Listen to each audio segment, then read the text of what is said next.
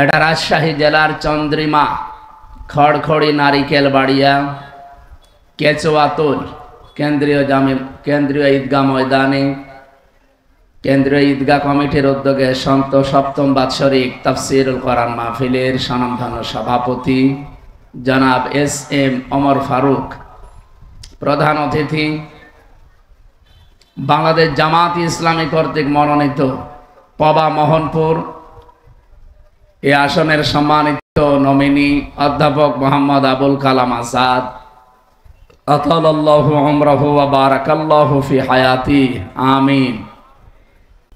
আল্লাহর নবী জানিয়েছেন, আল্লাহ ফি আসহাবি লা তাত্তাখিদুহুম গরাদাম মিন বাদি ফামান আহাব্বাহুম ফাবিহুব্বি আহাব্বাহুম আমান আবগাদাহুম ফাবিবগদি আবগাদাহুম আখায়রু উম্মতি করনি সুম্মাল্লাযীনা ইয়ালুনাহুম ইলা আখিরি আয়াত ইলা আখিরিল হাদিস। এটা হাদিসের ভাষা। নবীজি বলেন, পৃথিবীর মানুষেরা আমার সাহাবীদের সম্পর্কে সাবধান। আমার সাহাবীদের সম্পর্কে সাবধান। আমার সাহাবীদের সাথে কেউ যদি শত্রুতা করে, সেজন্য আমি নবীর সাথে শত্রুতা করে। একজন আজানের জবাব দিয়ে দেন, দিলে আদায় হয়ে যাবে, দিয়ে দেন, একজন দিয়ে দেন। এই পৃথিবীর কোন মানুষ যদি আমি নবীর সাথে দুশমনী করে, সেজন্য দুশমনী করে কার সাথে? বলেন বলেন, আল্লাহর সাথে। এজন্য আমাদের এই জায়গাটা খুব সেনসিটিভ জায়গা। আল্লাহ এত বেশি প্রশংসা দিয়েছেন সাহাবায়ে কেরামের, যেহেতু আল্লাহ তাদের উপরে বলে দিয়েছেন রাদিয়াল্লাহু আনহুম ওয়া রাদু আনহু, আমি নিজে তাদের উপরে খুশি হয়ে গেছি যেমন তারা আমাদের উপরে খুশি আছে। সুতরাং তাদের পথ অনুকরণ করলেই আল্লাহকে সন্তুষ্ট এবং রাজি খুশি করা যাবে বলে আমরা কোরআন থেকে তথ্য পেয়েছি। ঠিক আছে, দেখছি এগুলো ওই সময় হয়নি। আপনাদের মনে হয় টাকা পয়সা ঈদগার কাজে লাগাবে, এখনো টাকা উঠে নাই। আমার 2-3 মিনিট সময় চাচ্ছে, দেব। আজানের সময়টা আপনারা যদি যা এনেছেন দেওয়ার জন্য দিতে পারেননি, একটু দিয়ে দেন। কই ভেতরের লোকজন কই? একটু তাড়াতাড়ি করেন ভাই, যারা যাও যে ভেতরে যাচ্ছে যান, খালি বের করে রাখেন, আজান হতে হতে ওরা বের হয়ে চলে যাবে। ওঠে কে বসেন।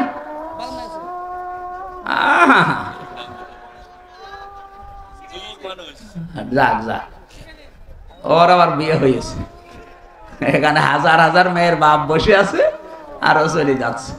যাক, ওর জীবনে যেন বিয়ে আর না হয়। 1-1.5 ঘন্টা বসে থাকতে পারে না, বিয়ে দিলেও সংসার টেকবে না। এই যে দাম্পত্য জীবনের কলহ এবং তার সমাধান, পুরুষের এবং নারীদের দুইটা শ্রেণীরই সমস্যা আছে আমাদের কম বেশি। আজকে এসে নোয়াখালী থেকে এক লোক এসেছে আপনাদের এখানে তালাকের মাসলা নিতে।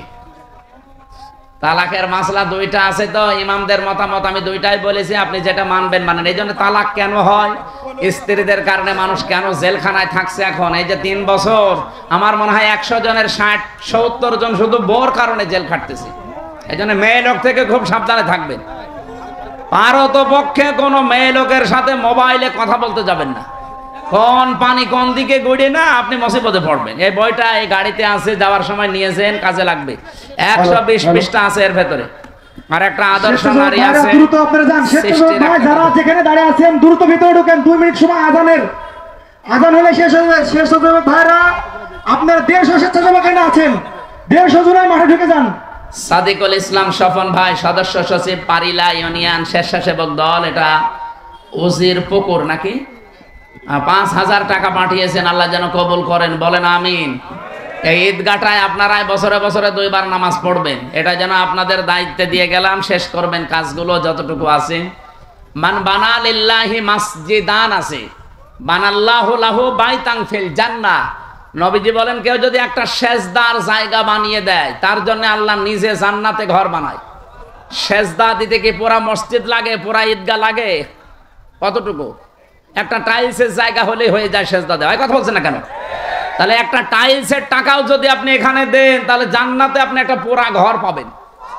এই জন্য মান বানা লিল্লাহি মাসাজিদ, আল্লাহ নবী দেয়নি মাসজিদান, একটা সেজদার জায়গাকে মসজিদ বলা হয়।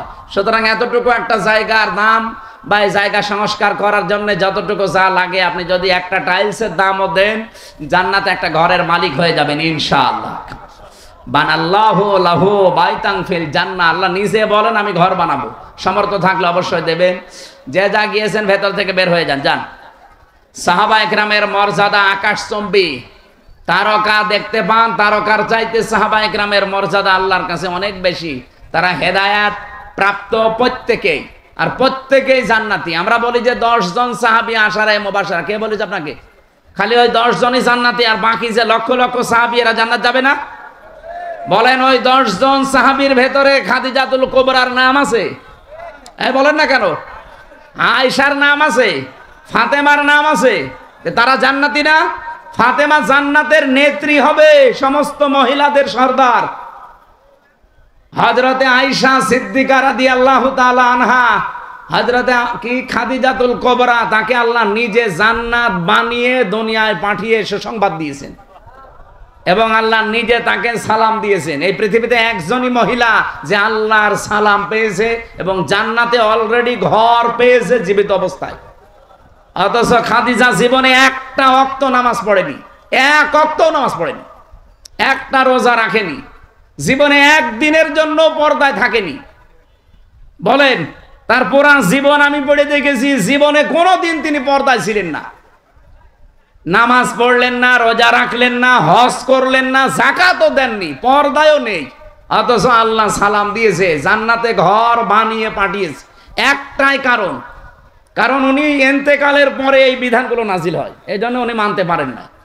কিন্তু আল্লাহ তাকে খুশি হয়ে সালাম দিলেন কেন? জান্নাতে ঘর বানিয়ে সুসংবাদ পাঠালেন কেন? তার পুরা জীবন পড়ে দেখবেন, জীবনে 1 সেকেন্ডের জন্যও কোনোদিন স্বামীর মনে উনি দুঃখ দেননি। এরকম মহিলা তো এখন ঘরে ঘরে। এখানে একজন স্বামী হাত তুলতে পারবেন যে জীবনে কোনোদিন আমার বউ 1 সেকেন্ডের জন্য আমাকে দুঃখ দেয়নি, কষ্ট দেয়নি? বলেন তো এরকম একজন। মিথ্যা কথা বললে আপনার খবর আছে ভাই। আপনি দুঃখ পাননি নাকি বউ খুশি করার জন্য মনে করছেন যে না বলে ফেলি, বউ তো নেই?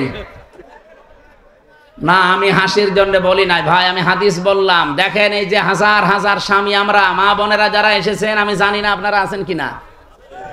আপনি চিন্তা করেন, আপনি নামাজ পড়েন, রোজা রাখেন, কালো বোরকা পরেন, নফল রোজাও রাখেন, একটা স্বামী হাত তুলতে পারলো না। আমিও পারিনি। আমি আন্দাজে মিথ্যা কথা বলবো কেন?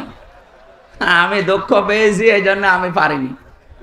এখানে আমার একটা স্বামীও পেলাম না। মা বোনেরা, জান্নাত যাওয়া কিন্তু কঠিন হয়ে যাবে।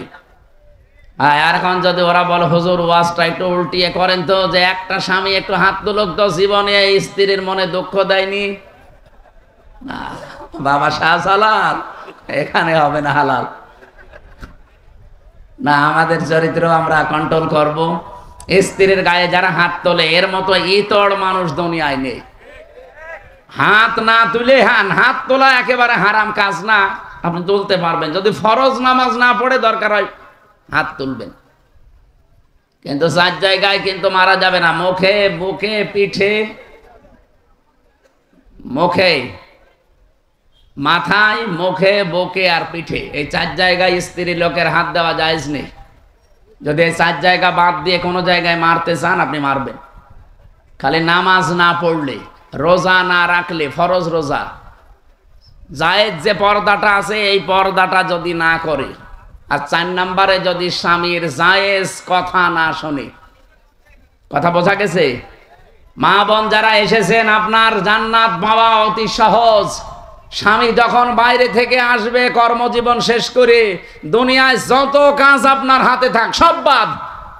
এখন তারে সময় দেওয়া, তার কথা মতো চলা, এখন তাকে খুশি করা পৃথিবীর সবচাইতে বড় ইবাদত। শুধু যদি ফরজ নামাজটা আর ফরজ রোজা নাও। কোন স্বামী যদি পছন্দ করে যে আমার বউ হাতা কাটা ব্লাউজ গায়ে দিলে আমার ভালো লাগে, আপনি তাই দেবেন। কি কথা বলছেন না কেন? ওরা গায়ে দেয় কিন্তু স্বামীর জন্য না, ওই মার্কেটে যাওয়ার সময়। যে মহিলা এরকম উল্টাপাল্টা পোশাক পরে রাস্তাঘাটে আসে, কি স্বামীকে খুশি করার জন্য না পাবলিক? আপনি একটা দাজ্জুস, আর দাজ্জুসের জন্য জান্নাত হারাম। নামাজ পড়ে রোজা রেখে আর কালো বোরকা পরে কি করবেন? আমরা খাদিজাতুল কুবরার মতো মহিলা চাই। কথা বলেন না কেন? বলতে ঠিক। তো মুহাম্মদ রাসূলুল্লাহর মতো পুরুষ হওয়া লাগবে না? ও তো যৌতুক নেওয়ার উস্তাদ, আবার খাদিজার মতো বউ চাই। আমাদেরকে হওয়া লাগবে চরিত্রবান মুহাম্মাদুর রাসূলুল্লাহর মতো, খাদিজাতুল কুবরার মতো স্ত্রী আমাদেরকে আল্লাহ মিলিয়ে দেবেন। বলেন আমিন। আমার ভাইরা, সাহাবায়ে কেরামের যেহেতু অনেক অনেক মর্যাদা, আমি সবগুলো না বলতে পারলেও একটু সিস্টেমে বলছি। সাহাবায়ে কেরাম যেহেতু কবুল হয়ে গেছে আল্লাহর দরবারে, ওয়াসাবিকুনাল আউয়ালুনা মিনাল মুহাজিরিনা ওয়াল আনসার, এই পৃথিবীতে যারা উপরে গেছে আগে অগ্রভাগ, এবং তাদেরকে যারা অনুসরণ করেছে মুহাজির এবং আনসারদের ভেতরে আল্লাহ পাক বলেন এই মানুষগুলো অগ্রগামী। আল্লাযীনা তাবাউহুম বিইহসান, আর এদেরকে যারা অনুসরণ করবে তাদের উপরে আমি আল্লাহর ইহসান, তার মানে আমার বানানো জান্নাত তাদের জন্য। বলেন সুবহানাল্লাহ। সাহাবায়ে কেরামকে আল্লাহর দরবারে কবুল হওয়ার পেছনে আমি এই কয়টা কারণ পুরা কোরআন থেকে হাদিস থেকে পেয়েছি। এক নম্বরে তাদের কয়েকটা গুণ আমাদের ভেতরে থাকা দরকার। এক নম্বরে পেয়েছি আল্লাহর জন্য তাদের অন্তর নিবেদিত ছিল সব সময়। আপনি যদি কাউকে ভালোবাসেন আল্লাহর জন্য বাসবেন, কাউকে যদি ঘৃণা করেন আল্লাহর জন্য করবেন, কাউকে যদি কিছু দান করেন আল্লাহর জন্য করবেন, কাউকে যদি দান করা থেকে বিরত থাকেন যে আমি দেব না তোরে কিছু, তাও যেন আল্লাহর জন্য হয়, ব্যক্তিগত বা পারিবারিক সামাজিক কোনো কারণে না হয়। কথা বোঝা গেছে? আল্লাহ রাব্বুল আলামিন বলেন যে মানুষটার মন মানসিকতা আল্লাহর জন্য নিবেদিত থাকবে সব সময়, এটা সাহাবীদের ভেতরে ছিল। দুনিয়া একদিকে আর আমার আল্লাহর বিধান একদিকে, এই জন্য তারা আল্লাহর দরবারে খুব তাড়াতাড়ি মঞ্জুর হয়েছিলেন। দুই নম্বরে তাদের মুখে যা ছিল ওইটা তাদের মনে ছিল। মুখে বললে ওইটা মন থেকে বলতেন, লোক দেখানোর জন্য বলতেন না। তিন নম্বরে বেশি তারা নিজের উপরে অন্যকে প্রাধান্য দিতেন, যদিও নিজের অনেক কিছুর দরকার আছে, প্রয়োজন আছে, এরপরেও তারা অন্যকে অগ্রাধিকার দিতেন। এই একটাই মাত্র কারণ, পুরাটা সাতটার ভেতরে এইটা। নিজের প্রয়োজন থাকার পরেও অন্য ভাইয়ের প্রয়োজনকে সামনে দেওয়া, অগ্রাধিকার দেওয়া। আল্লাহ পাক এত বেশি খুশি হতেন তাদের উপরে এই কারণে যে রাদিয়াল্লাহু আনহুম ওয়া রাদু আনহু, এই আয়াত তাদের জন্য আল্লাহ নাযিল করে দিয়েছেন। আল্লাহ এতটুকু বলে যদি আয়াতটা শেষ করে দিতেন, এই আয়াতটা আমি পড়তাম না। এর পরবর্তী কিছু সুসংবাদও দিয়েছেন, ওয়া আ'আদ্দালাহুম জান্নাত, আল্লাহ তাআলা বলেন আমি প্রস্তুত করে অলরেডি রেখে দিয়েছি এমন একটা বাগান, তাজরি মিন তাহতিহাল আনহার। না না, ভুল হয়েছে। তাজরি তাহতাহাল আনহার, মিন নেই এখানে। মিন যদি থাকতো তাহলে তাহাতি হতো, যেহেতু মিন নেই এই জন্য কোরআনে একটা জায়গায় শুধু তাজরি তাহাতাহাল আনহার, এমন একটা নদী আর নহর প্রবাহমান বাগান বানিয়েছি। খালিদিনা ফিহা আবাদা, চিরকাল আমি আল্লাহ তাদেরকে ওই জায়গায় থাকতে দেব। যালিকাল ফাউজুল আযীম, এটা জীবনের মহা সফলতা। বলেন সুবহানাল্লাহ। এই আয়াতটার ভেতরে আমি কয়েকটা তথ্য পেয়েছি। সূরা হাশরের 9 নম্বর আয়াতের ব্যাখ্যা পেয়েছি। ওয়ায়ুসিরুনা আলা আনফুসিহিম ওয়ালাউ কানা বিহিম খাসাসা, আল্লাহ পাক বলেন ওদের নিজেদের প্রয়োজন আছে, এরপরও তারা অন্যকে অগ্রাধিকার দিয়েছে। হযরতে আনাস রাদিয়াল্লাহু তাআলা আনহু বলেন, নবীজি মসজিদে নববীতে 2-2-3-3 পরপর 3 দিন মেহমান এসেছে তার কাছে। একবারে মেহমান আসার পরে রাতের বেলা আসার পর বিশ্বনবী ডাক দিয়ে বললেন, আজকে এই মেহমানটা নিয়ে যাওয়ার মতো আমার ক্যাপাসিটি নেই, তোমাদের যদি কারো থাকে ক্যাপাসিটি তাহলে বলো, একটু নিয়ে যাও। হযরতে আনাস বললেন, নবী আমার কাছে দেন। নিয়ে গেলেন বাড়িতে, স্ত্রীকে বলে নবীর মেহমান, যা পারো খেতে দাও। স্ত্রী ঘরের ভেতরে ডাক দিয়ে বলছেন, দেখেন যা খাবার আছে দুইটা ছেলে মেয়ের শুধু হবে, আমরাই না খেয়ে থাকবো মনে করছিলাম। আপনি এরপরে আবার মেহমান নিয়ে এসেছেন। ঠিক আছে, নিয়েই যখন এসেছেন আর রাসূলুল্লাহর মেহমান, আপনি এক কাজ করেন, আপনি একটু মেহমানকে নিয়ে গল্প করেন, কথাবার্তারা বলতে থাকেন। আমি এই ফাঁকে দুইটা বাচ্চাকে ঘুম পাড়িয়ে দেই। ঘুম পাড়িয়ে দিয়ে নিজের মেহমানকে সাথে নিয়ে আপনাকে আমি যখন বাচ্চাদের খাবারটা দিয়ে দেব, এরপরে আমি নিজের থেকেই বাতি লিভিয়ে দেব। আপনি অন্ধকারের ভেতরে শুধু মুখ নাড়াতে থাকবেন আর মেহমানকে খাবারটা দিতে থাকবেন আর বলবেন, এই তো আলো নিয়ে আসো, আলো নিয়ে আসো। কয়েকবার বলতে বলতে যখন খাবার শেষ হয়ে যাবে, আপনি শুধু মুখ নাড়াতে থাকবেন আর হাত নাড়াবেন। অন্ধকারের ভেতরে যেন সে মেহমান বুঝতে পারে যে না, আপনিও খাবার চালাচ্ছেন। শেষ হয়ে গেল খাবারটা এভাবে। সকালবেলা মসজিদে নববীতে হযরতে আনাস বলেন, আমি নামাজে গেছি, নবীজি আমাকে ডাক দিয়ে বললেন, মেহমানের সাথে কি ব্যবহার করলে? কেন? আল্লাহর আরশ পর্যন্ত খুশি হয়ে গেছে, তোমাদের নামে সূরা হাশরের 9 নম্বর আয়াত নাযিল হয়ে গেছে। নিজেদের প্রয়োজন থাকার পরও যারা অন্যের অগ্রাধিকার দেয়, অন্যকে গুরুত্ব দেয়, তাদের জীবনটা সাহাবীদের মতো আল্লাহ কবুল করে নেয়। আজ বাংলাদেশে এটা খুব বেশি দরকার। এই কথা বলছেন না কেন? এটা আজকে দল মত জাতি বর্ণ ধর্ম নির্বিশেষে খুব বেশি দরকার। যদি সাহাবীদের মতো কবুল হতে চান, গ্রহণযোগ্য হতে চান, নিজের প্রয়োজন থাকার পরও অন্যেরটা অগ্রাধিকার দেবেন। এটা আমাদের অনেকের মন আছে, কিন্তু আমরা পেরিয়ে উঠি না বড় কারণে। আমার বোনের জন্য, আমার ভাইয়ের জন্য, আমার চাচার জন্য, আমার ফুফুর জন্য আমার মন আছে, আমি কিছু করব। আমার অগ্রাধিকার দেওয়া দরকার তাদের গুরুত্বের, তাদের পরিবারের, তাদের অসচ্ছলতার। কিন্তু অনেক পরিবারে আছে বউ শুধু টান দিয়ে ধরে, না অত দরকার কি? এরকম বউ দেশে নেই? কার বউ এরকম আছে মন ছোট? হাত তোলেন তো। না, এলাকায় ওসব নেই। এরপরে সাহাবায়ে কেরাম কবুল হওয়ার পেছনে কারণ পেয়েছি 4 নাম্বার, তারা লোক দেখানো কোনো কাজ করতেন না।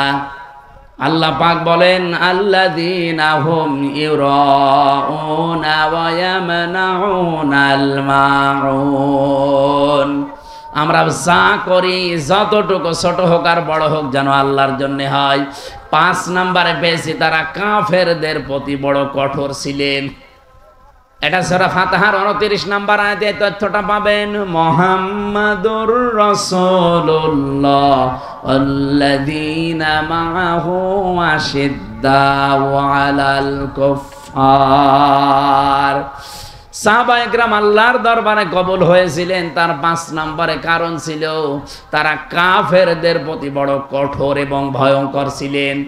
আজ যারা কোরআনের বিরুদ্ধে 13 জায়গায় হাত দিয়ে কোরআন পাল্টাতে চায়, এরাও কাফের।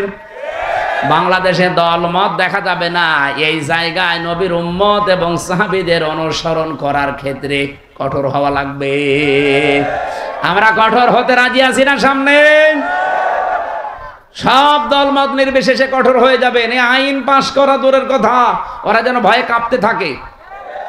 আমরা তো আল্লাহর দরবারে সাহাবীদের মতো কবুল হতে চাই। আল্লাহ আমাদের তৌফিক দিন, আমিন। আরো জোরে বলেন। দুনিয়ায় সেই কয়দিন বেঁচে আছেন। আমি কালকে নাটোরে লালপুর না বাগাতে পড়াইছিলাম, ওখানে এই পয়েন্টটা বলেছিলাম, কেউ যদি জুলুম করে সামনে মনে করেন যে আমি অমুক জায়গায় পৌঁছাবো, জীবনও পারবেন না। সাদ্দাত যেমন পারে নাই, জুলুম করে জান্নাত বানিয়েছিল, জান্নাত ভোগ করতে পারে নাই, দেখতেও পারে নাই, এমনকি চৌকাঠে পা দেওয়ার আগেই তার মরণ হয়েছে। হাসিনাও জুলুম করে করে টার্গেটে পৌঁছাতে চেয়েছিল 41 সাল, 41 সাল দিতে দেয়নি, 24 সালে শেষ। এই জন্য আগামীতে যারা চেয়ারে বসবেন, যদি জুলুমের মাধ্যমে বা জুলুম করেন কারো সাথে, আল্লাহর কসম, ইত্তাকি দাওয়াতাল মাজলুম ফাইন্নাহা লাইসা বাইনাহু ওয়া বাইনাল্লাহি হিজাব। মজলুমের বরদোয়া থেকে বেঁচে থাকবা, কারণ মজলুমের বরদোয়া আর আল্লাহর মাঝে কোনো হেজাব পর্দা থাকে না। এজন্য আগামীতে আমি সতর্ক করছি, যারা আসবেন যেন জুলুম করবেন না। জুলুম করে যদি জনগণকে দাবিয়ে রেখে মনে করেন আমি অমুক টার্গেটে পৌঁছাবো একেবারে 41 সাল, আপনার 5 বছর পরে দেখবেন বাড়ি ঘর শ্মশান হয়ে গেছে। এই শ্মশান হয়েছে এটা দেখানো লাগবে। 32 নাম্বারের দিকে তাকান, 33 হয়ে গেছে। ফেব্রুয়ারির 5 তারিখে আযাবুল বুলডোজার নাজিল হয়ে সব শেষ। আগামীতে যারাই আসতেছেন, কে আসবেন আমরা জানি না, আর আমার দেখারও দরকার নেই। যারা আসবেন আসেন, জুলুম করবেন না। সাহাবা একরামের যে 5টা গুণ অন্তত বলেছি, এগুলো আমি সহ প্রত্যেকের জীবনে যেন আল্লাহ অনুসরণ করার তৌফিক দেন, আমিন। সূরা আলাম নাশরার ভেতরে আছে 4 নাম্বার আয়াত, আরফা'না লাকা যিকরাক। যদি ওই লাকা দিয়ে বিশ্বনবী মুহাম্মদুর রাসূলুল্লাহকে আল্লাহ উদ্দেশ্য করে জানিয়েছে, হে নবী, আমি কি আপনার নামকে, সম্মান মর্যাদাকে উপরে তুলি নাই? কত উপরে তুলেছি! আমার নাম যেখানে, সেখানে আপনার নাম আমি লিখে দিয়েছি। আমাদের আদি পিতা হযরত আদম আলাইহিস সালাম, আপনারা জানেন, এই পৃথিবীতে 350 বছর পর্যন্ত তিনি কেঁদেছিলেন, তো মাপ পাননি। তিনি যখন 350 বছর পরে বললেন, আল্লাহ মুহাম্মদুর রাসূলুল্লাহর ওসিলায় আমাকে মাফ করে দাও, আল্লাহ মাফ করে দিয়েছিলেন। কিন্তু প্রশ্ন করেছিলেন যে এই নাম তুমি জানলে কি করে, কোথায় পেয়েছো এই নাম?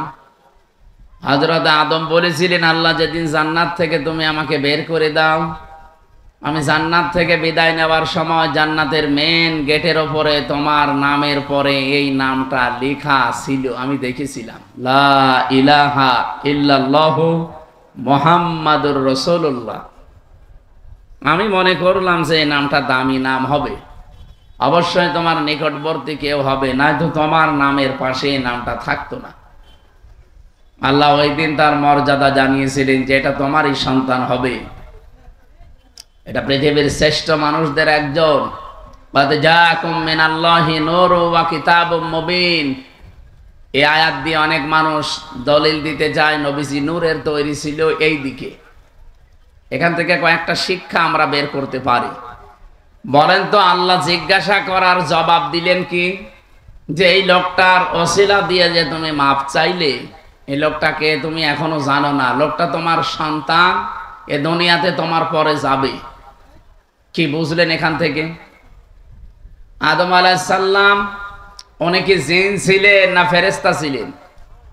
মানুষ। বলেন না কেন, আরো জোরে বলেন। আর মানুষ আল্লাহ কে দিয়ে বানিয়েছে এটা আমরা সবাই জানি। কোরআনে কারিমে আল্লাহ বহুবার এই তথ্য দিয়েছেন, ইন্নী খালিকুম বাশারাম মিন তিন, অবশ্যই আমি মানুষ বানিয়েছি মাটি থেকে। সুতরাং সরাসরি আমরা আয়াত থেকে, যেটা সূরা সুয়াদের ভেতরে পাবেন, 23 নাম্বার পারা 16 নাম্বার পৃষ্ঠা 5 নাম্বার লাইনে আছে, 71 নাম্বার আয়াত সম্ভবত। আল্লাহ তাআলা জানিয়েছেন অবশ্যই আমি, এটা শেষের অংশে আছে, আবার প্রথমে খুঁজলে পাবেন না, শেষের দিকে আছে, ইন্নী খালিকুম বাশারাম মিন তিন, অবশ্যই আমি বানিয়েছি মানুষ মিন তিন, মাটি থেকে। এখানে যেহেতু আদম আলাইহিস সালাম উদ্দেশ্য, এই জন্য পৃথিবীতে একটা মানুষকে আল্লাহ শুধু বানিয়েছেন মাটি দিয়ে, আমাদের আদি পিতা যিনি।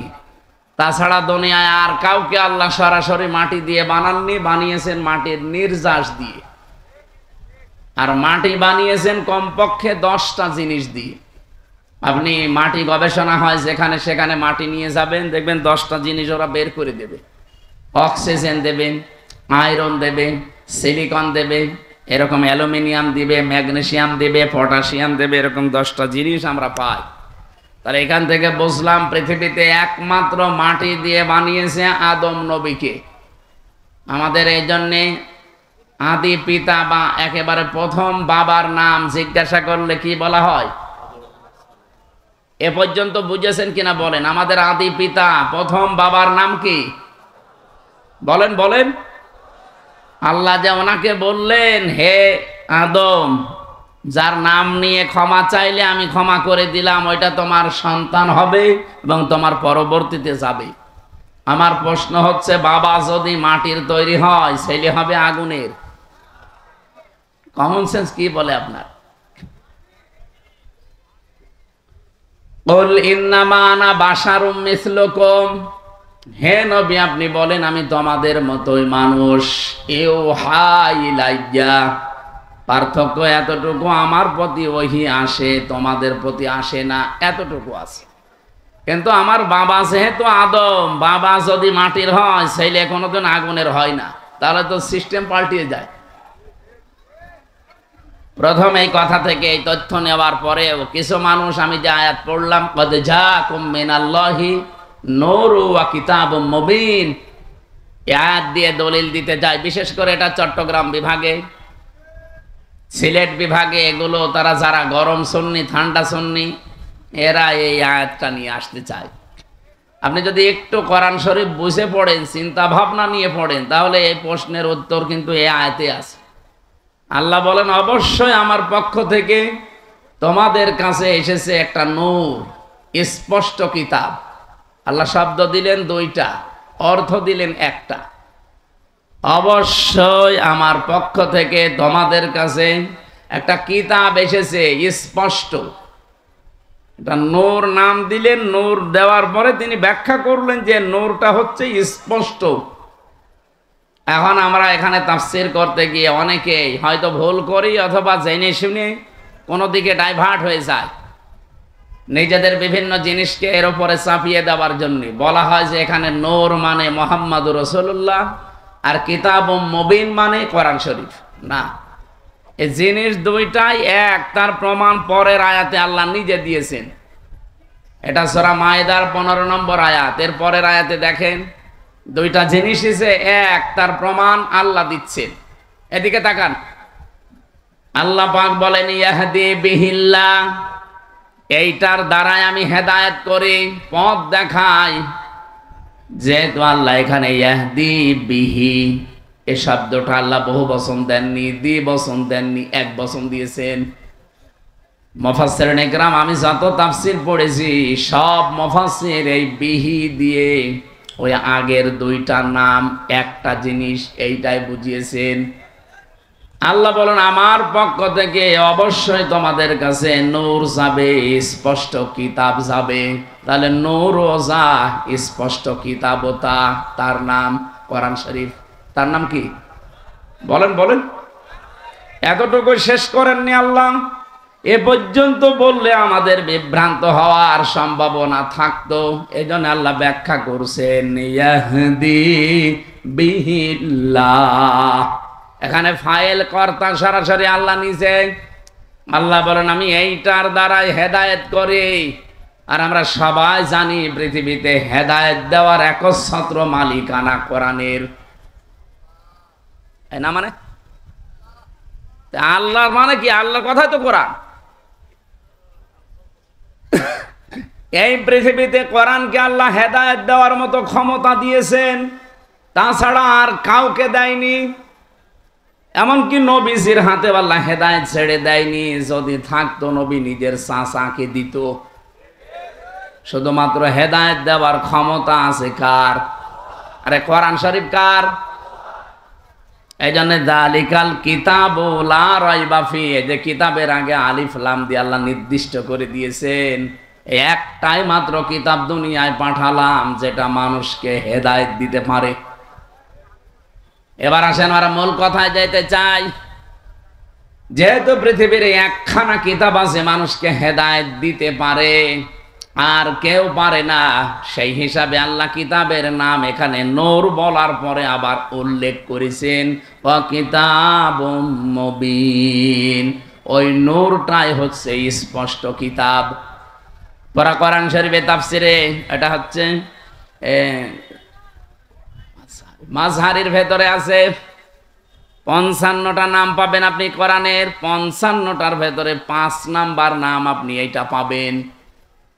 আমি 55টায় নাম পড়ে দেখেছিলাম। কোরআনের নাম হচ্ছে আল কোরআন, আল ফুরকান, আল কিতাব, আন নূর, আত তানজিল।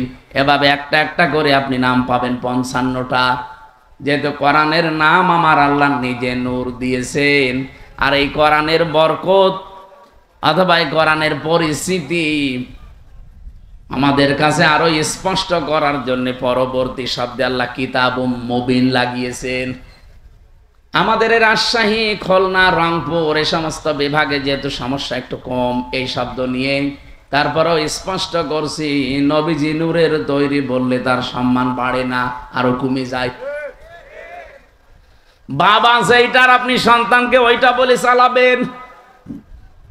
বিশ্বনবী মুহাম্মদ রাসূলুল্লাহ, এখান থেকে আপনি প্রমাণ আজকে পেলেন। ইয়াহদি বিহিল্লাহ, এই বিহি এক বচন, এজন্য পৃথিবীতে কোরআন শরীফ হচ্ছে নূর, আর মুহাম্মদ রাসূলুল্লাহকে আল্লাহ নূর দিয়ে বানিয়েছেন। এই আয়াত দিয়ে দলিল দিয়ে আপনি একটা পাগল।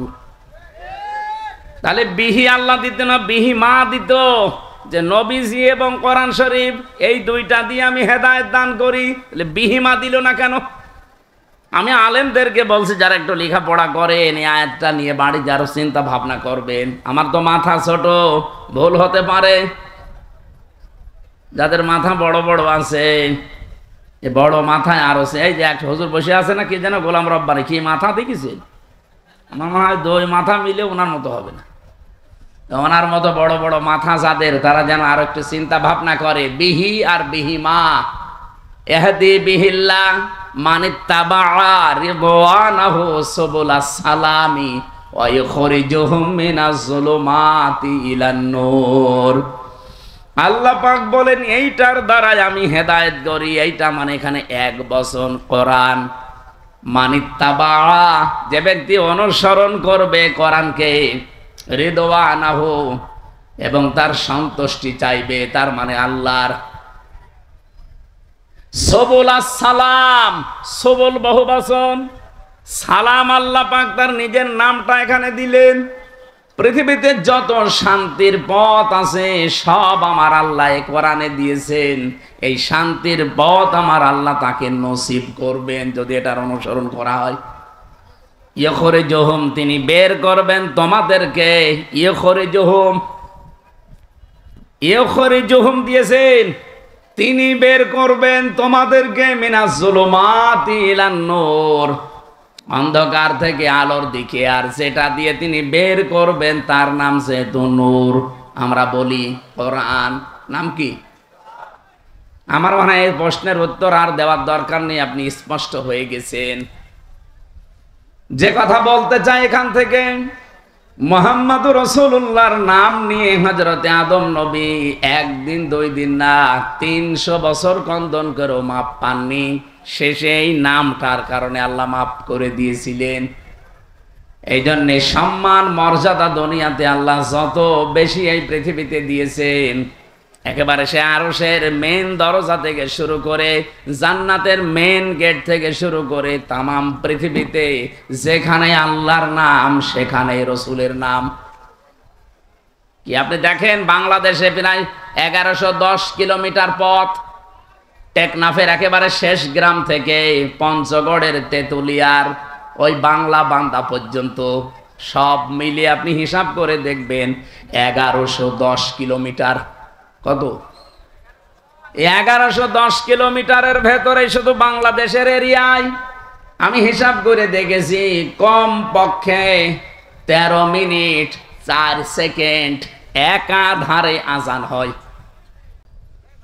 আমার ভাইরা, টেকনাফের একেবারে শেষ গ্রাম থেকে যখন আজান আরম্ভ হয়, এরপরে হয়তো আসবে বখিয়া, এরপরে চট্টগ্রাম, এরপরে বান্দরবন, এভাবে একটা একটা করে আপনি আস্তে আস্তে দেখবেন টেকনাফ থেকে একেবারে তেতুলিয়ার বাংলা বান্দা পর্যন্ত 0 পয়েন্ট, ওরা একাধারে 13 মিনিট 4 সেকেন্ড আজান হতে আছে, 1 সেকেন্ডও বাদ নেই। যেখানে আল্লাহর নাম উচ্চারণ হবে, আশহাদু আল্লা ইলাহা ইল্লাল্লাহ, মুয়াজ্জিন সঙ্গে সঙ্গে বলবে আশহাদু আন্না মুহাম্মাদুর রাসূলুল্লাহ, বলবে না? আল্লাহ বলেন রাফা'না লাকা যিকরাক, আমার নাম যেখানে, আমি আপনার নাম ওই জায়গায় উপরে তুলে দিয়েছি। আমার নামকে ডাকার পরে অনায়াসেই মানুষ দেখবেন আপনার নামটা উচ্চারণ করবে। এই জন্যে সম্মান মর্যাদা উচ্চতা এটা আমার জন্যে, আমার রাসূলের জন্য, আর যারা ঈমান এনেছে তাদের জন্য। সুতরাং সম্মান মর্যাদা যাদের কামনা করেছি, আল্লাহ যেন উভয় জগতে তাদের ঈমানের উপরে টিকে থাকার তৌফিক দেন, বলেন আমিন। অনেক মানুষ হয়তো টিকে থাকে, মরণের সময় এলোমেলো হয়ে যায়। কি এলোমেলো হয়ে যায় না? আজরাইলকে দেখার পরে হয়তো পাল্টিয়ে যায় না। আমরা চাই এই গুরুত্বপূর্ণ সময়েও তাদের ঈমান যেন টিকে থাকে, বলেন আমিন। কোরআন শরীফ যেহেতু সবার জন্য, যারা মানুষ তাদের জন্য। শুধু মুসলমান যারা দাবি করে কোরআন কি শুধু তাদের? অন্যান্য ধর্মে যারা আছে তারা হয়তো তাদের ধর্মীয় গ্রন্থ, পুরোহিত, ঠাকুর এবং তাদের ধর্মগুরু যারা, তারা ছাড়া কেউ পড়তে পারে না। কোরআন শরীফ আল্লাহ ওইভাবে দেয়নি। এই জন্য বাংলাদেশে আজ 54 বছর এখনো পর্যন্ত কোনো দাঙ্গা হয়নি। কারণ কোরআন আমরা মনে করি এটা মুসলমানদের জন্য না, এটা সবার জন্য। আর বিশ্বের অন্যান্য দেশে, বিভিন্ন দেশে আমরা দেখি এখনো দাঙ্গা চলছে। অলরেডি ভারতে দাঙ্গা আরম্ভ হয়ে গেছে। কারণ ওদের যে ধর্মীয় গ্রন্থ, ওদের গুরু, ঠাকুর, পুরোহিত ছাড়া কেউ পড়তে পারে না।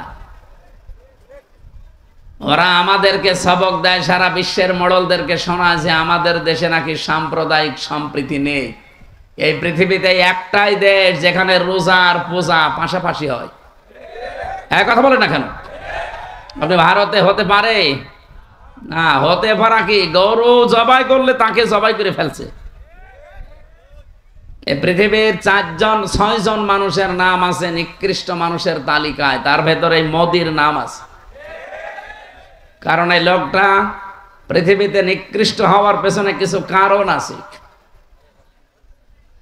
কয়েকদিন আগে আপনারা দেখেছেন গোবিন্দ পরামানিক, বাংলাদেশের একজন হিন্দু মহাজোটের মহাসচিব গোবিন্দ চন্দ্র পরামানিক, এই লোকটা জানিয়েছে যে তামাম দুনিয়ার হিন্দুদেরকে আমি আহ্বান জানাচ্ছি যে এই মাতাল মোদিকে থামান। কারণ একটা মাতাল, এই মাতালি করে যা আরম্ভ করেছে, কিছুদিন পরে পৃথিবীতে বসবাসের অযোগ্য হয়ে পড়বে। আপনি কি মনে করছেন দাঙ্গা শুধু ভারতে থাকবে? এই বাতাস বাংলাদেশে ঢুকলো বলি। কারণ বাতাস ঢুকতে তো আর কোনো কিছু বাধা প্রাপ্ত হয় না, ও কাটা তার পার হয়ে চলে আসবে। এই জন্য আমরা চাচ্ছি এই মাতাল লোকটা যেন থেমে যায়। যদি থামতে না চায়, ওকে থামানোর ব্যবস্থা করা দরকার। বিশ্বের 257টা দেশ, সবাইকে আহ্বান জানাই, কে কোন ধর্ম মানেন ওটা আপনার ব্যাপার, কিন্তু আমরা চাই এই লোকটাকে, এবং আর এক কোলাঙ্গার আছে ওর দোস্ত, এই লোকটাকেও যেন থামানো হয়। এদের এই ভুল সিদ্ধান্তগুলোর কারণে আগামীর পৃথিবী বসবাসের অযোগ্য হয়ে পড়ছে। আজকে ভূমিকম্প হয়েছে, আপনি দেখেছেন। এই লোকটার, এই নেতানিয়াহুর নামে এই লোকটার শুধু একটা অবৈধ চিন্তা ভাবনার কারণে 1500 বছর আগে সূরা ইউনূসের 100 নম্বর আয়াতের ভেতরে শেষের দিকে পাবেন এটা। আল্লাহ আমার এইটাই জানিয়েছেন, ওয়া ইয়াজআলুর রিজসা আলাল্লাযীনা লা ইয়াকিলুন। এই পৃথিবীতে কেউ যদি ভুল সিদ্ধান্ত নেয়, কেউ যদি তার বিবেকটা কাজে না লাগায়, তাহলে ভুল সিদ্ধান্ত আল্লাহ তার উপরে চাপিয়ে দেয়। নেতা নামে এই লোকটা, পৃথিবীর এই নিকৃষ্ট মানুষটা, নরেন্দ্র মোদী নামে এই পৃথিবীর নিকৃষ্ট মানুষটা, এবং আমার দেশে যিনি পালিয়েছেন ওইটাও, এগুলোর ভুল সিদ্ধান্ত নেওয়ার কারণে এদের বিবেকটা কাজে লাগে নাই। এই জন্য আল্লাহ তাদের উপরে ভুল বিষয়গুলো চাপিয়ে দিয়েছিলেন। ওয়ায়াজআলুর রিজসা আলাল্লাযীনা লা ইয়াকিলুন। যারা তাদের বিবেক, বুদ্ধি, কমন সেন্স কাজে লাগায় না, তখন আল্লাহ তার উপরে ভুল বিষয়গুলো চাপিয়ে দেয়। এটা চাপিয়ে আপনি আজকে কি করলেন যে দাবানল জ্বলছে, 108টা থেকে 112টার নাম শুনলাম আমরা। এত বড় বড় উন্নত মেশিন তারা সেট করেছে, পানি দিচ্ছে, স্প্রে দিচ্ছে, ঔষধ দিচ্ছে, কিন্তু যত দেয় আগুন তত জ্বলে। কারণ এই আগুন তো আর হামসা লাগায়নি, আগুন লাগিয়েছে কে? আরো জোরে বলেন কে? আপনি কি করবেন এখন? দাবানল, এরপরে আবার ভূমিকম্প। এ ভুল সিদ্ধান্ত যদি আপনি না নিতেন, আপনি বলা তো ঠিক না, ওরে শয়তান বলা দরকার। এই শয়তান যদি ভুল সিদ্ধান্তটা না নিত, তাহলে আমার মনে হয় এই পৃথিবীতে এই বিপর্যয়টা নেমে আসতো না। এই জন্য ভুল যারা সিদ্ধান্ত চাপিয়ে দিচ্ছেন, আল্লাহ এমনি না, ভুল বিষয়গুলো আল্লাহ চাপিয়ে দেবেন যদি বিবেককে কাজে না লাগান। আজ কারণে তাদের দেশটা ধ্বংস হয়ে যাচ্ছে। আমার মনে হয় এভাবে যদি আর মাত্র 8-10 দিন চলতে থাকে দাবানলটা আর এই ভূমিকম্প, দেখবেন বিশ্বের মানচিত্র থেকে অভিশপ্ত রাষ্ট্র এই ইহুদিরা এই থাকবে না। ঠিক ওর বন্ধু যেহেতু এটা ও যা আরম্ভ করেছে তার বিবেক কাজ করছে না। আজ আমি কালকে কয়েকটা ইন্টারন্যাশনাল রিপোর্ট পেয়েছি আন্তর্জাতিক, আপনার মাথা খারাপ হয়ে যাবে। এই যে আজ 9 মাস চলছে হাসিনা পালিয়ে যাওয়ার, এই 9টা মাসইও বারবার চেষ্টা চালিয়েছে এই দেশে যেন অন্তত বিডিআর হত্যা আর শাপলা চত্বরে হেফাজত হত্যার বিচার কেউ যেন না তোলে। কারণ ভালো করে জানে যে দুইটা ঘটনা একেবারে ডাইরেক্ট ঘটিয়েছে মোদি। এখন সব প্রমাণ একেবারে হাতে নাতে ধরা পড়ছে। দিগন্ত টেলিভিশন এমনি বন্ধ করে নাই, ইসলামী টেলিভিশন এমনি বন্ধ করে নাই, কারণ এদের কাছে সব ভিডিও ফুটেজগুলো এখনো আছে, এখন তারা সব ছাড়তেছে। সাগর রনিয়েত্তি এমনি হত্যা হয় নাই, বহু রিপোর্ট তাদের কাছে গোপন বিষয় ছিল, ওদেরকে একটু সাহায্য করেছে, তাকেও দুনিয়া থেকে বিদায় করে দিয়েছে। এখন রিপোর্টগুলো যেহেতু হাওয়ায় ভেসে বেড়াচ্ছে, আর বিশ্বের আন্তর্জাতিক মহল যারা তারা আমাদের চাইতে আপনাদের চাইতে অনেক চালাক। আমি রিমান্ডে গিয়ে তা টের পেয়েছিলাম, ওই 10 দিনে বহু কিছু দেখেছি। এই যে উন্নত প্রযুক্তির মেশিন তারা নিয়ে এসেছে, আপনি পায়খানার ভেতরে কি করেন ওইটা ওরা দেখতে পায়। এই যে আগস্টের 5 তারিখের পরে বিভিন্ন জায়গায় চাঁদাবাজি আরম্ভ হয়েছিল, এই এলাকায় হয়েছে কি আমি জানি না। ওই যে নারায়ণগঞ্জে বন্দরে রাত 2টার সময় গেছে চাঁদা চাইতে, পরে ধরা পড়ে গেছে। ও বলছে আমি রাত 2টার সময় আসলাম, তারপরও ধরে ফেললো। আরে ভাই, রাত 2টা আপনি বাড়ির ভেতরে বসে বসে কি চিন্তা ভাবনা করছেন, কোন দিকে তাকিয়ে আছেন, ওরা ওই বসে বসে ডিবি অফিসে দেখতে পায়। এমন মেশিন নিয়ে এসেছিল।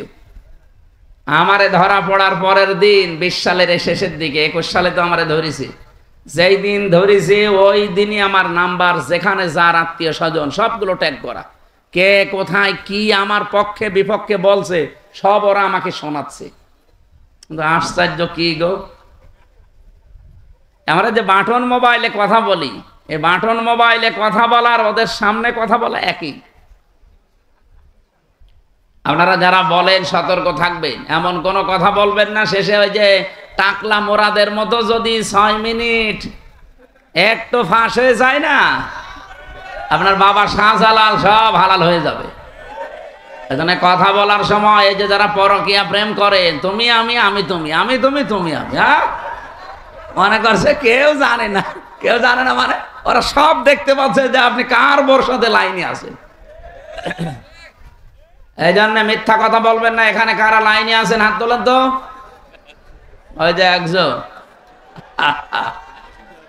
ঠিক আছে, আপনি লাইন চালান, আপনাকে কয়েকদিন পরে দেখা হবে কার সাথে আপনার লাইন আছে। হোয়াটসঅ্যাপ অনেকে বলে এটা নিরাপদ, কে বলেছে আপনাকে? হোয়াটসঅ্যাপে কথা বললে ওরা দেখতে পাচ্ছে। এ বাংলাদেশে নিরাপদ হওয়ার মতো কোনো এখন অ্যাপস আর নেই। সে যেইটাই বলেন, মেসেঞ্জার বলেন, ইমো তো আরো ঘরের ভেতরে।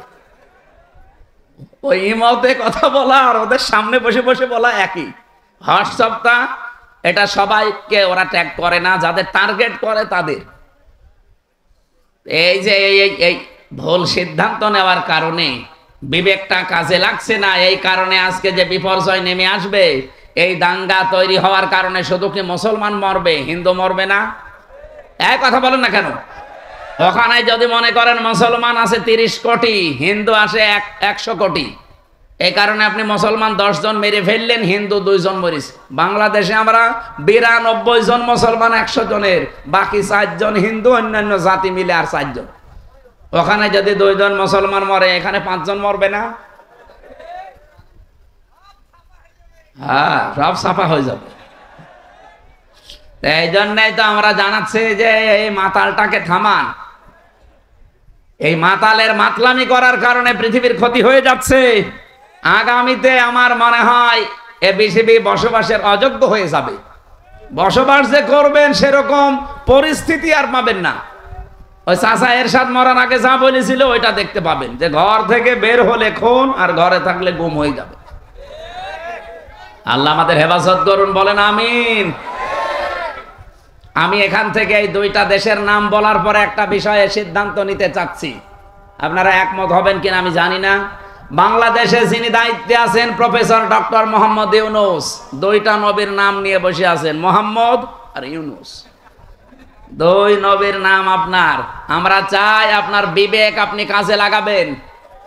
বিবেক বহির্ভূত কোন কাজ যদি এই দেশে আপনি থাকতে চালু হয়ে যায়, তাহলে আল্লাহ কিন্তু ভুল সিদ্ধান্ত চাপিয়ে দেবে। হাসিনা পালিয়েছে, ওর বিচারপতি পালিয়েছে, মামলার আয়ু পালিয়েছে, সাক্ষীরা পালিয়েছে, তাহলে এটিএম আজহারুল ইসলাম এখনো কেন জেলখানায় আছে? এটা তো বিবেকে মেনে নেয় না। কথা বলেন না কেন? আমরা চাই আজহার সাহেবকে পরশুদিন বৃহস্পতিবারে ওনার আবার আরেকটা ডেট আছে, এই ডেটে যেন আর কোনো বাঙালিকে হাইকোর্ট দেখানো না হয়। আমরা এই মাজলুম মানুষটার মুক্তি চাই, আপনারা চান না? কারা চান দেখে? লিল্লাহে তাকবীর।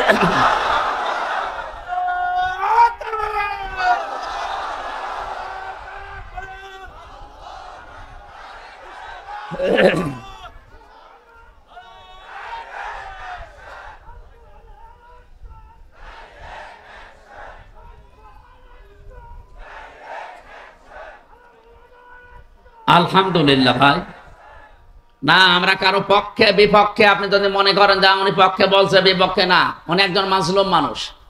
ওনার সাক্ষী দেখেছে কেউ 6 কিলোমিটার দূরে, কেউ 3.5 কিলোমিটার, কেউ 3 কিলোমিটার। ও কি দিয়ে দেখলো? আর এই বানোয়াট একটা বিষয়ের উপরে ওনাকে আপনি এতদিন 13 বছর রেখেছেন, এই তো একটা জুলুম। কথা বলেন না কেন? এরপরে যদি আবার জুলুম করা হয়, লোকটা নড়তে পারে না। আমি তো 3 বছর ছিলাম তার পাশে। ফাঁসির কন্ডেম সেলের ভেতরে একটা মানুষের খায়েশ পূরণ করার জন্য তাদের উপর অত্যাচার আমার উপরও করেছে 3 বছর। আমার মনে হয় এতদিনও যদি টিকে থাকতো, তো এতদিনও আমরা বাইরের জগৎ দেখতে পারতাম না, এতদিনও ওই মামার বাড়ি থাকা লাগতো। এই জন্য যাদেরকে বের করে দিয়েছে এই আগস্টের 5 তারিখের পরে, কেউ যেন না থাকে।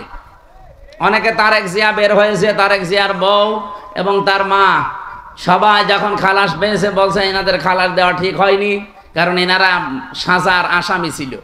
আরে ভাই, সাজা যে দিয়েছে কি সাজা বলে? এ তো সব বানানো। আর আমি নিজে যেহেতু ভিকটিম, আমি তো নিজে টের পেয়েছি আমার উপরে যে মামলা ছিল পুরাটা বানোয়াট, মিথ্যা। এই জন্য 15.5 বছরে রাজনৈতিক যত মামলা হয়েছে সব মিথ্যার বানোয়াট। এদের মামলাও মিথ্যা, সাক্ষীও মিথ্যা। আমার 4 জন সাক্ষী কুষ্টিয়া থেকে নিয়ে গিয়েছিল, জীবনে তাদের আমি চিনি না।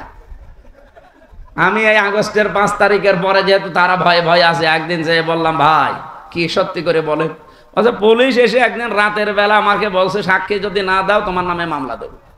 এই হচ্ছে দেশের অবস্থা। এইরকম মামলায় যদি আমি এখন শুধু জামিন না, আমি পুরা খারিজ হয়ে গেছে আমার মামলা। আমারটা যেমন আমি ন্যায় বিচার পেয়েছি, আমি চাই আজহার সাহেব ন্যায় বিচার পাবে বৃহস্পতিবারে। কেউ কোনো তাল বাহানা করলে, বিবেক যদি আপনার কাজে না লাগে, এমন ভুল সিদ্ধান্ত চেপে বসবে না দেশের ওপরে, শেষে সামাল দিতে পারবেন না। কারণ দেওয়ালে পিঠ থেকে গেলে তখন আর দিকটা ঠিক থাকে না। কথা বলেন না কেন? কত মানুষ এখন খুশি আছে। আপনি কার খুশির জন্য এগুলো করছেন? অনেকে করছে, আমরা জানি। এই জন্য আমরা কোনো বিবেক বহির্ভূত কাজ করতে চাই না। আজকে ঢাকায় দেখলাম বিভিন্ন জায়গায় মেয়েরা সাইনবোর্ড নিয়ে দাঁড়িয়ে আছে, আমাদের যৌন অধিকার নিশ্চিত করতে হবে। এই যে নারী কমিশনে যারা আছে, এই মানুষগুলো একে মহিলা বলা যায়? আমার মনে হয় এ মহিলাও না, এ পুরুষও না, এ হিজড়া হবে। এরকম কথা লেখে কি করি? 318 পৃষ্ঠা আমি পড়েছি ওদের ওই কমিশনের পুরা বইটা। সবগুলো ইসলাম বিরোধী এবং ইসলামের বিপক্ষে একেবারে ডাইরেক্ট অ্যাকশন নিয়েছে। তার ভেতরে অন্যতম স্বামী আর স্ত্রী। এরা যদি 2 জন সংসার করার, স্বামী বলে আমি এখন সংসার করতে চাই, স্ত্রী বলে যদি না আমার এখন মন নেই, এরপরও যদি স্বামী সংসার করে, স্ত্রী যদি মামলা দেয়, তাহলে ধর্ষণ মামলা হবে। আর ধর্ষণ মামলা হলে সাক্ষী লাগবে না। স্বামী স্ত্রীর ঘরের ব্যাপারটা কি সাক্ষী কেউ দেবে? তা কি পাবেন কোথায়? হয় আপনি ইউটিউবারদের ওখানে সেট করে রাখবেন, এক কথা বলছে না, তার সাক্ষী আপনি পাবেন কোথায়? আর বিচারক যে রায় দেবে ওকে আন্দাজে তো রায় দিতে পারবে না, সাক্ষী লাগবে না? আর ওই জিনিসকে দেখেছে কে সাক্ষী দিতে যাবে বলেন? সুতরাং এইরকম নীতিমালা যারা তৈরি করেছে এ কি সুস্থ না অসুস্থ? আমার মনে হয় এদেরকে আর বাইরে রাখা ঠিক হবে না, তাহলে এই সমাজের ক্ষতি হবে। এদেরকে পাঠানো লাগবে পাবনায়। আরো জোরে বলেন। জেলখানা দেওয়ার দরকার নেই, পাবনায় পাঠিয়ে দেন, ও থাক থাক। কয়েকদিন আগে পাবনায় গিয়েছিলাম, যে দেখলাম পাগল বেশি নেই, সব ভালো হয়ে চলে গেছে। এখন এদেরকে পাঠানো দরকার। ওরা পয়েন্টটা লিখেছে দ্বিতীয়টায় যে শরীর আমার, সিদ্ধান্ত আমার। জেনা ব্যভিচারের ব্যবসা খুলে বসতেছে। শরীর আপনার মানে আপনার শরীর কে দিয়েছে?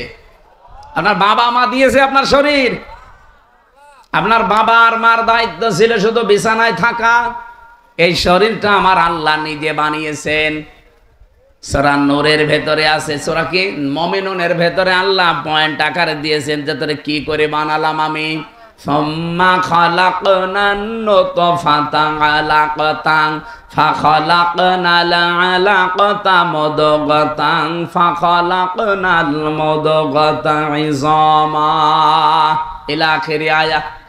আল্লাহ একে সিরিয়াল আকারে দিয়েছেন, আমি নুতফা এর আকারে, এরপরে আমি এটা মুদগা, এরপরে আলাক, এরপরে রক্তগোস্ত চর্বি চামড়া দিয়ে একটা ছাউনি দিয়ে বাচ্চার আকার দিয়ে ছেলে না মেয়ে হবে সে সিদ্ধান্ত দিয়ে মায়ের পেট থেকে আস্তে করে বের করে নিয়ে আসি।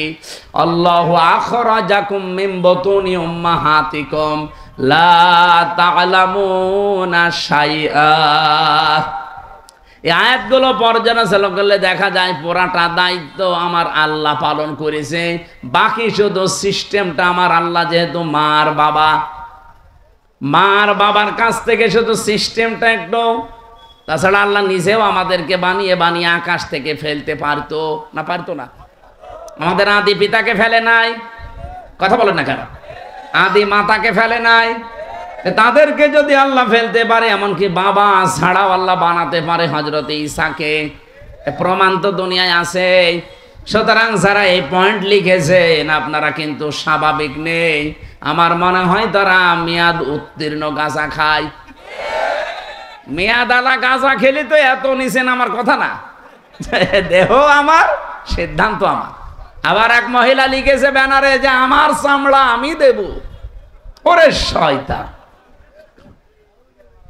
এগুলো কি মানুষের কাতারে পড়ে? তৃতীয় নাম্বারে পয়েন্টে ওরা লিখেছে যে যৌনকর্মী যারা, তাদেরকে শ্রমিকের মর্যাদা দেওয়া লাগবে। আমার এই পয়েন্টটা পড়ার পরে মনে হচ্ছিল, আল্লাহ যদি বাংলাদেশে কোনো ডাকাত বলে, ইউনূস সাহেব আমাদেরকেও কিন্তু মর্যাদা দেওয়া লাগবে শ্রমিকের, কারণ আমাদেরও কষ্ট কম হয় না। ডাকাতি করা কত কঠিন, গাছ কেটে কাঁধে নিয়ে রাস্তায় ফেলে গাড়ি দাঁড় করিয়ে এত বড় ছুরি সামনে নিয়ে দাঁড়ানো লাগে। এখন বলছে না কেন? আমি তো নিজে দেখেছি, কয়বার ডাকাতের হাতে পড়লাম। একবার পড়েছিলাম সাতক্ষীরায়, বিশাল এক গাছ কেটে ৮-৯ জন কাঁধে করে রাস্তার মাঝে দিয়ে গাড়ি থেমে গেল, সবার পেছনে পেছনে বড় বড় ছুরি। আমি তো কাঁচ খুলে দেওয়ার পরে দেখি মুখ বের করে কয়েকজন, মুখ বাঁধা। আমার টাকা পয়সা চা, আমি আগেই বের করে বলছি নেন। বলছো হুজুর আপনার টাকাও নেব, আল্লাহ মাফ করবে। আরে শয়তান, এত কষ্ট করছে আর বলছে আপনার টাকাও নেব, আল্লাহ মাফ করবে। আপনার কষ্ট হচ্ছে না যে কত বড় গাছ, আপনার ঘাম ঝরছে কপাল দিয়ে। এখন ওরা যদি কালকে থেকে আওয়াজ তোলে যে ডাকাতি করতে কম কষ্ট না, আমাদের শ্রমিকের মর্যাদা দেওয়া লাগবে, এ পর্যন্ত থাকলেও কিছু বলতাম না। কিন্তু সমস্যা হয়ে দাঁড়াবে, কারণ এই শব্দটা পুরা হাদিসের বিরুদ্ধে, কোরআনের বিরুদ্ধে। আপনি দেখেন সূরা কসসের ভেতরে আছে, মুসা আলাইহিস সালামকে যেদিন শুআয়ব আলাইহিস সালাম উনি শ্রমিক হিসাবে নিয়োগ দেবেন, ওনার মেয়েদের ওই যে কুয়া থেকে পানি তুলে দিয়েছিলেন, কুয়া থেকে ওই বিশাল কুয়া থেকে পানি তুলে নেওয়ার সময় ওনার ঘাম ঝরছিল। মেয়ে দুইটা গিয়ে বলেছে, বাবা এরকম একটা শক্তিশালী এবং বিশ্বস্ত, আমিন বলা হয় কোরআনে আছে আমিন, এরকম একটা বিশ্বস্ত শ্রমিক পেয়েছি, আপনি যদি নিতে চান তো উপকার হবে, তার শরীরে শক্তি আছে। আমরা দেখেছি 4-5 জন রাখাল মিলে যে ঢাকনা সরাতে পারে না কুয়ার, অথচ ওই লোকটা দেখলাম 1 হাত দিয়ে কুয়ার ঢাকনা সরিয়েছে। শ্রম দিলে মানুষের শরীর থেকে ঘাম ঝরে, এই ঘামের মর্যাদা এত বেশি। আল্লাহর নবী জানিয়েছেন, আল কাসিবু হাবিবুল্লাহ, যারা কাজ করে খায় নিজের হাতে, ঘাম ঝরায় শরীর থেকে, এরা আর সাধারণ মানুষ থাকে না, এরা আল্লাহর বন্ধু। আর সেইটাকে আপনি কোথায় মিলাচ্ছেন বলেন? যে আপনি সেটাকে আজকে যারা দেহ ব্যবসা করে খায়, যারা পতিতা, যারা জেনা ব্যভিচারের একেবারে বাজার খুলে বসেছে, বাংলাদেশে এখন 1 লাখ মাত্র পতিতা আছে সারা বাংলাদেশ মিলে, সরকারি জরিপ। এই মানুষগুলোকে আমরা চাই, তাদের যদি সত্যি মর্যাদা দিতে চান, ডক্টর মোহাম্মদ ইউনূস একটা আলাদা বিভাগ খোলেন, খুলে তাদেরকে পুনর্বাসনের ব্যবস্থা করেন। এক কথা বলছেন না কেন? কত ধনী মানুষের টাকা ব্যাংকে পড়ে আছে, ছাতা পড়ে যাচ্ছে, ও জানেই না কত টাকা আছে। ওই টাকাগুলোর কাছ থেকে নেন, মাত্র 1 লাখ যৌনকর্মী, এদের কর্মসংস্থান তৈরি করেন, দরকার হয় ওদের আলাদা আলাদা বিয়ের ব্যবস্থা করেন। এরপরে এই মানুষগুলোকে সেলাই মেশিন কিনে দেন, 2টা গরু কিনে দেন, 5টা ছাগল কিনে দেন। এই সমস্ত কাজ কারবারে নেই। ওনারা শ্রমিকের মর্যাদা দিতে চায়। যে কয়জন কমিশনে আছে সবগুলো তিলক পরা আর টিপ পরা, এগুলো সব ওই স্বৈরাচারের দোসর, ওই খুনি হাসিনার দোসর। এই 15.5 বছরে সব ওদের পক্ষে কথা বলতো, এখন হঠাৎ করে সুর পাল্টিয়েছে। আপনি সুর পাল্টান আর রং পাল্টান, কোরআনের বিরুদ্ধে আপনি অবস্থান নিয়েছেন। এই জন্য আমরা বারবার বলছি, কমিশনের রিপোর্ট তো দূরের কথা, ও কমিশনই দেশের মানুষ মানে না। এরপরও যদি বাধ্য করেন, আগস্টের 5 তারিখ কিন্তু শেষ হয়ে যায়নি, আবার আসতেছে। এই কথা বলেন না কেন? হাজারো আল্লাহর কোরআনের 13টা আয়াত ওরা ভুল ধরেছে। ভারতে আল্লাহর কোরআনের 26টা আয়াতের বিরুদ্ধে কেস দিয়েছে, আর এখানে অলরেডি 13টা আয়াতের বিরুদ্ধে ওরা মামলা দিয়েছে। মামলায় তো এটা, কারণ এর বিরুদ্ধে অবস্থান নেওয়া। কয়েকদিন পরে দেখবেন বলবে এটা বাতিল করেন, এটা আর মানি না।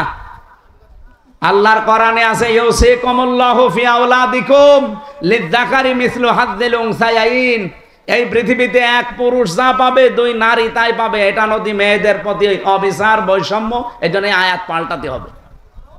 কত বড় ক্ষমতা আপনার! এই জন্য ভুল বিবেক বহির্ভূত কোনো কাজ যদি কেউ করে ফেলেন, আল্লাহর কসম আল্লাহ কিন্তু ভুল বিষয় চাপিয়ে দেবে। তখন এই যে দাবানল জ্বলবে, তখন ভূমিকম্প আসবে। আমি আর বাকিটা বললাম না।